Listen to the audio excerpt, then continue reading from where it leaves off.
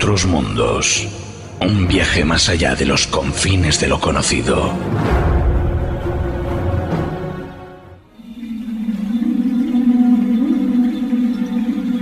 Materia reservada.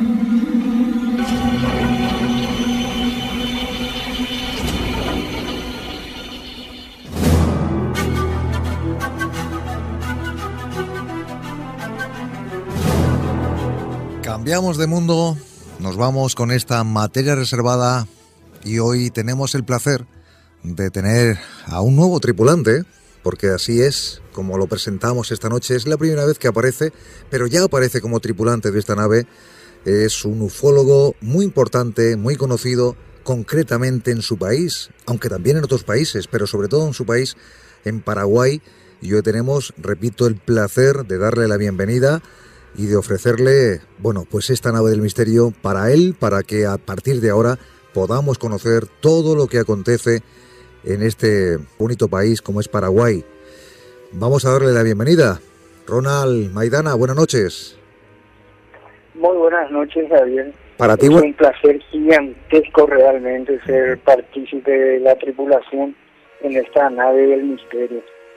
Bueno, he dicho buenas noches, obviamente para él buenas tardes, todavía. Aquí, sí. Y hay una diferencia horaria. Y como te decía, un placer, Ronald, de verdad, muchísimas gracias por ser parte de esta tripulación y que vamos a disfrutar también muchísimo aquellos que amamos el fenómeno OVNI, porque tenemos contigo pues cosas muy interesantes que seguramente nos irás haciendo conocer durante todo el tiempo que estés con nosotros, que ojalá sea mucho. Pero también hay que decirle a los oyentes que hay no solamente la investigación, y hay una serie de asuntos que publica, también las apariciones que él tiene en radio y en televisión, ahí en Paraguay, pero hay también un libro, OVNIS, que lo hemos titulado así tal cual también nosotros esta noche, el título hoy dentro de Materia Reservada de esta sección, como OVNIS en el Paraguay, que es su libro, que también dice Radiografía de un fenómeno desconocido, porque es verdad, Ronald, que cuando hablamos de OVNIs parece que todo está, no sé si ceñido a una serie de países concretos, ¿no? Pero sin embargo el fenómeno es abierto mundialmente, ¿no?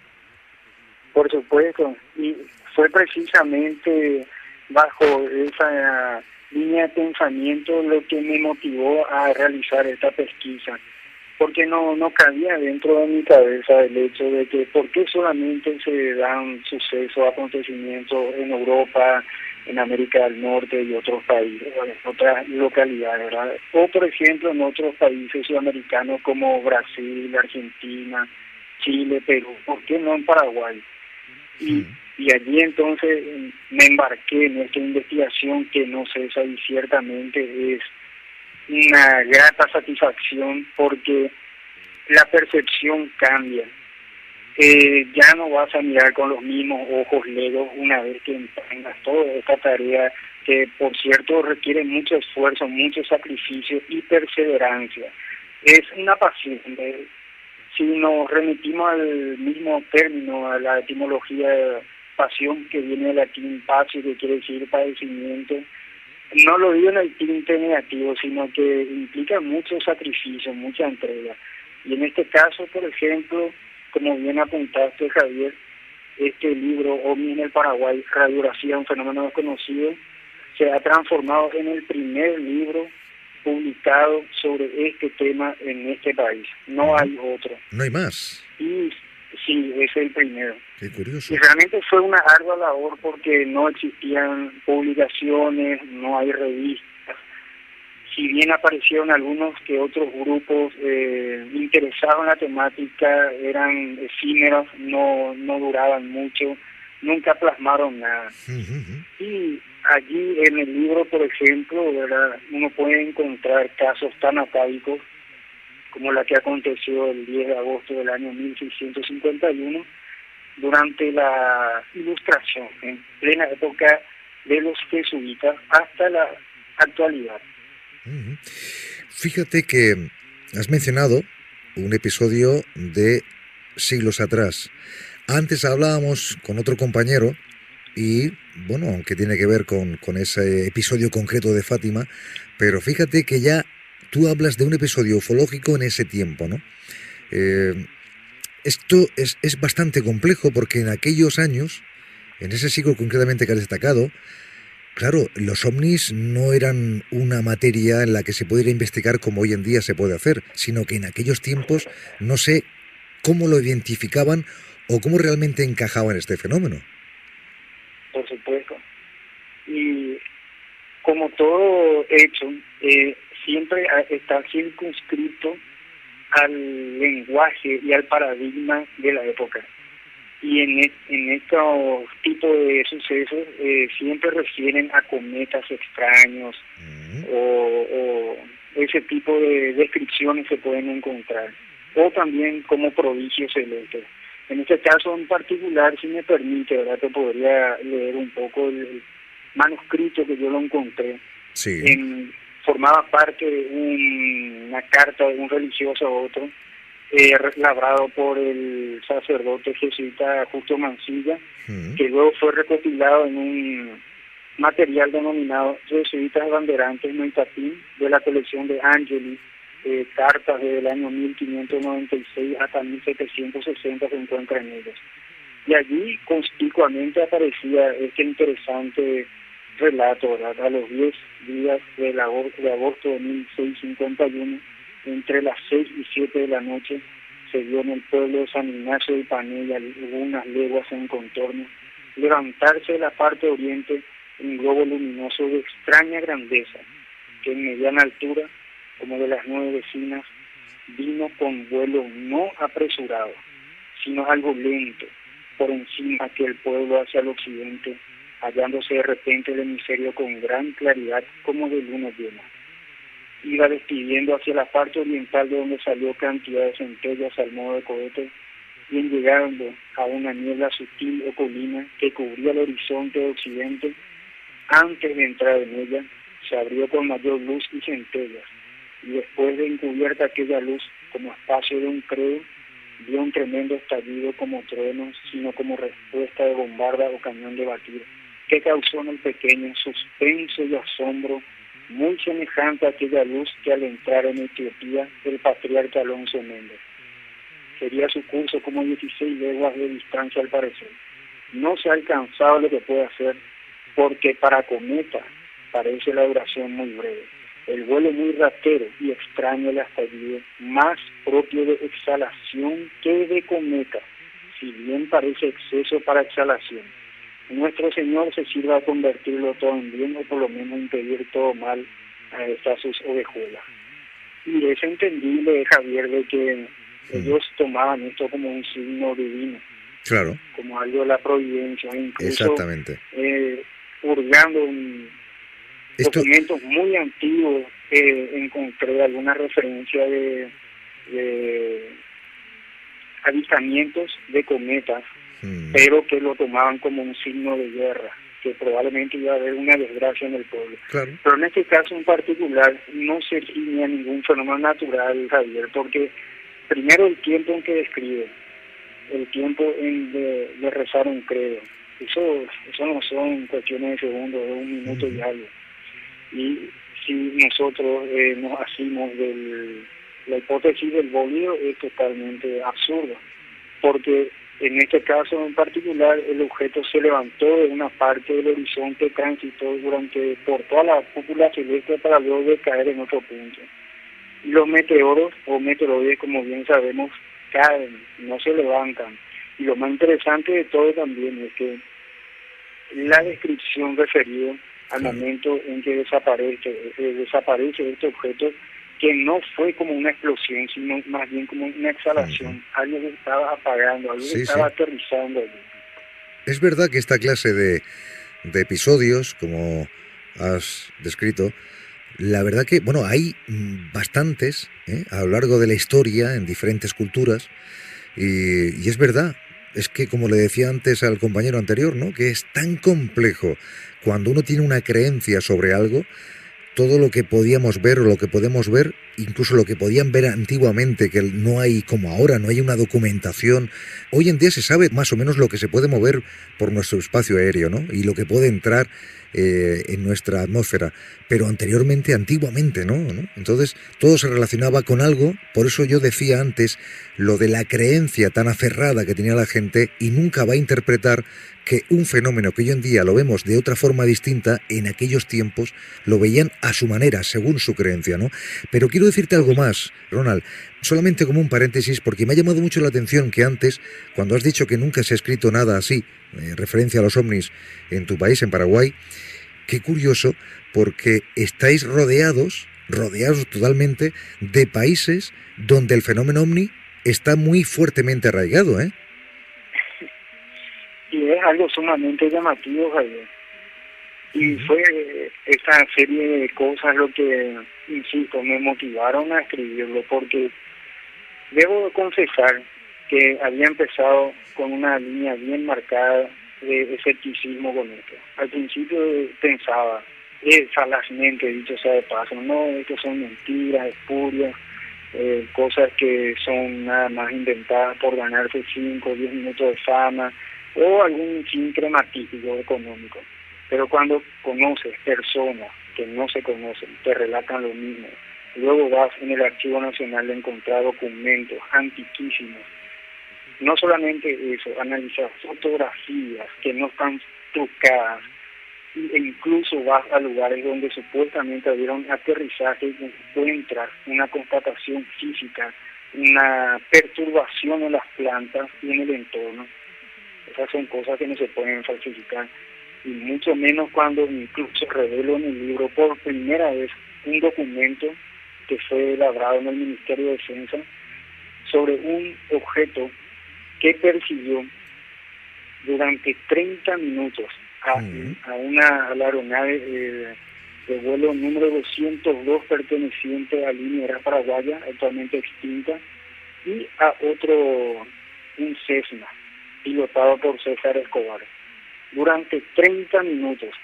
Y este objeto, que cambiaba, mutaba el color de la tonalidad de las luces, guardaba una peligrosa y muy arriesgada proximidad con respecto a la avioneta civil, nada más que a una distancia de 10 metros, y eso dentro del reglamento aeronáutico civil es considerado un incidente. Y no solamente eso, hubieron trazas en el radar, Javier, y esas son cosas que no se pueden fraguar. Bueno, esos son los datos que quieren tener, quieren escuchar y también quieren leer, ¿no? Porque, claro, se habla tanto del fenómeno ovni, venimos hablando hace tantos años y también tantas décadas que de alguna forma, y seguramente tú lo podrás confirmar, es complicado por ese muro infranqueable que tenemos siempre delante, ¿no? Pero también es cierto que personas como en este caso, como tú, que intentas esclarecer todo esto despojado de posiblemente de una creencia, de forma muy objetiva, como decía antes, de forma muy aséptica, y así es como uno puede un poquito escarbar y conocer una serie de incidentes, de sucesos relacionados con los no identificados que, bueno, de alguna forma nos dicen que el fenómeno está ahí, está muy presente y que quizás nos hemos perdido muchos casos en la antigüedad, o incluso no hace falta remontarnos tanto tiempo atrás, sino que en estas décadas pasadas pues también hay una serie de incidentes que a buen seguro a lo mejor no sé si explicarían el fenómeno o no, pero lo cierto es que no tienen otra explicación a no ser que sean esos ovnis que todo el mundo alude, ¿no? Por supuesto. Y realmente el término ovni, si lo vamos a analizar sesudamente, encontramos que es un asimelo, que es una palabra que engloba una serie de fenómenos. Como dice el doctor Richard Hines, con quien suelo mantener correspondencia, él utiliza el término fenómeno en inglés, fenómenos plural, porque hay varios tipos de fenómenos que se están concertando, a lo mejor inclusive epifenómenos, o sea, que guardan una cierta relación pero no son iguales. En algunos de estos tal vez sean algunos fenómenos plasmáticos o meteorológicos conocidos por ahí, otros que ciertamente son artefactos que no corresponden a nuestra tecnología. Y por eso me interesa muchísimo, Javier, investigar estos casos en mi país. Claro. Porque aquí no se aplica la regla de que hay tecnología avanzada no existe tecnología muy avanzada aeronáutica como para decir que son algún tipo de experimentación militar. No existe eso.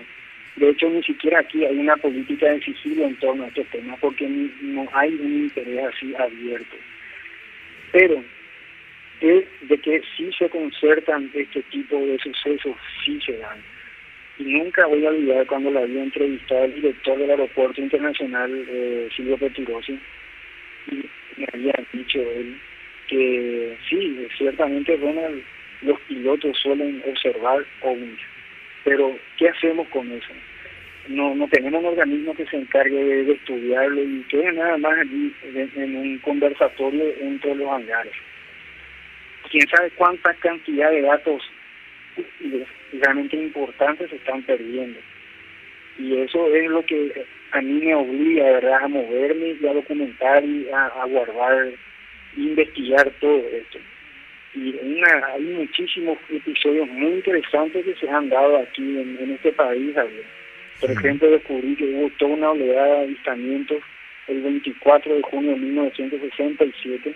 Encontré testigos vivos que me relataron con lujo de experiencia. No solamente eso, lo encontré también detalles en periódicos de aquella época, e incluso en aquella noche de San Juan, una cuadrilla de luces había pululado por la zona del aeropuerto, provocando interferencia en los teletipos y apagones a su paso. Y también en julio del 65 hubo un importante número de avistamientos que ha sido presenciado por cazadores, por pescadores, y un caso así bastante interesante, ¿verdad? Que a mí el caso más antiguo que tiene que ver con casos aeronáuticos fue protagonizado por un piloto extranjero a nombre de John Green, quien venía en un proceso de decolaje de la ciudad de Concepción, y a su paso observó un avión, parecía un avión, era un objeto flamígero. Él cambia totalmente los planes y decide perseguirlo hacia el sector chaqueño paraguayo, hasta que el objeto comienza a descender y se pierde en el follaje, en la densa mata de una estancia conocida como Ledesma. Ese fue el primer suceso. Luego, el 29 de abril de 1966, un piloto argentino que estaba sobrevolando el río Tebicuarí, en Guaraní, observó un objeto discoide que salió de una nube, comienza a escoltarlo, en un momento se pone frente mismo de él se asusta, realiza una maniobra de apalancamiento para escaparse, de verdad, el objeto le persigue.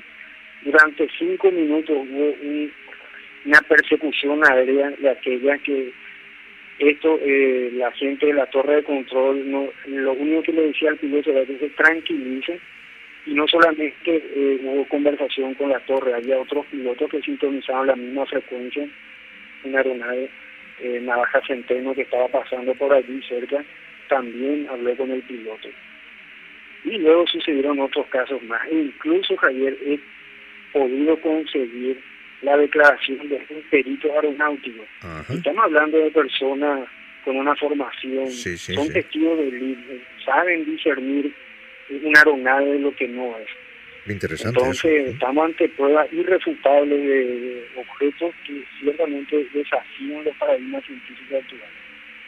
Pues eso sí que es muy interesante, como te decía, y la verdad que de alguna forma es lo que mucha gente espera, ¿no? Conocer también por parte de otros expertos, personas muy cualificadas para dar una opinión sobre una serie de acontecimientos, en este caso relacionados con esos objetos, y que no voy a decir que esclarezcan el fenómeno tal cual, totalmente, mejor dicho, pero sí queremos conocer una serie de datos que por lo menos nos abran un poquito las puertas y no tener dudas cuando hablamos de ovnis, de objetos volantes no identificados que se mueven por nuestros cielos. Obviamente hay que quitar, siempre desechar aquellos que nos pueden causar pues un error, ¿no? Como puede ser algo atmosférico, algo, la climatología, por ejemplo, o algo relacionado con algún cuerpo que entra venido del espacio, pero un cuerpo natural. Pero quitado todo esto, hay una serie de datos importantísimos que esta persona, como tú dices, puede aclarar algo, por lo menos, de lo que no es. Y eso siempre es importante. Ronald, el tiempo en la radio corre que vuela, siempre lo decimos y nunca mejor dicho, y estamos ya en esa parte ya casi final contigo. Ya le he dicho antes a los oyentes que vamos a conocer más cosas con Ronald Maidana, y en este caso, bueno, pues sí será ceñido a lo que tiene que ver, obviamente, con su país, con Paraguay. Como he dicho también antes, nuevo compañero, nuevo tripulante de esta nave y persona que también nos hará conocer todo lo que tiene que ver con el mundo de la ufología. Él es un investigador, él también colabora en una revista brasileña, ¿no? Sí, así es, Javier, en la revista UFO. Y también soy colaborador del proyecto Magoni Exchange del inglés Chris Auber, que reside allí en España, no sé si lo ubican. Sí. Bueno, sí. Pues bueno, como ven, una persona que intenta abordar este fenómeno pues tan escurridizo, como él bien sabe, tan complicado, y que, bueno, sigue empecinado en conocer más y más y más para obviamente plasmarlo, o bien en cualquier prensa escrita, en este caso en esa revista UFO brasileña que escribe, o a través de las ondas, o también en televisión, como él colabora allí en Paraguay. Pues nada, Ronald, seguimos en contacto y, por supuesto, ya como he dicho antes, ya le estoy diciendo a los oyentes, a los viajeros, que conoceremos más sobre los ovnis en Paraguay, si te parece bien. Me parece fantástico y estoy inmensamente agradecido por el espacio y quisiera enviarle un abrazo gigante a todos los hermanos allí de España y que nunca dejen de observar los cielos, porque allí hay una cantidad de cosas que realmente esperan ser descubiertas. Y yo a veces creo que lo que está sucediendo, Javier, es lo que había pasado con la ciencia en el siglo XVI, cuando no reconocía la existencia de los meteoritos. Por ejemplo, como Cuvier, que decía de que era imposible que las rocas caigan del cielo porque en el cielo no hay roca, y craso error. Y aquí estamos teniendo una cantidad de observaciones de objetos que están desafiando ciertamente la lógica, pero es posible verificarlo. Y tenemos el proyecto SETI, en más de 20, 30 años de escucha, ¿qué captaban? Nada, ruido hasta el momento. Sin embargo, la ufología tiene pistas para un acercamiento de datos, pero lastimosamente la renuncia está allí a las órdenes. Bueno, pues lo dicho, Ronald, gracias, fuerte abrazo y seguimos conociendo contigo todo lo que acontece allí en Paraguay. Un fuerte abrazo y a las órdenes, ¿eh? Buenas noches, buenas tardes para ti. Buenas noches.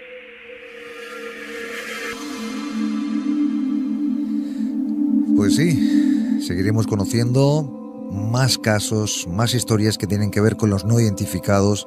Nos hablará Ronald Maidana de apagones y ovnis, de persecuciones también aéreas, de casos de presuntos aterrizajes y muchas cosas más, porque como muchas veces hemos comentado y seguimos diciendo, el fenómeno ovni está muy vivo. Y por supuesto gracias a personas, a grandes investigadores, como tenemos también aquí en el programa, con Jorge Sánchez, con José Antonio Caravaca, y en este caso también, bueno, con Raúl Núñez en Chile, con Andrea y Silvia Pérez Simondini en Argentina, con Héctor Escalante en Venezuela, con también Jorge Martín en Puerto Rico, y ahora con Ronald Maidana en Paraguay, para conocer si realmente están ahí y nos acompañan desde hace muchos años. Esos objetos que siguen siendo, para muchos, materia reservada.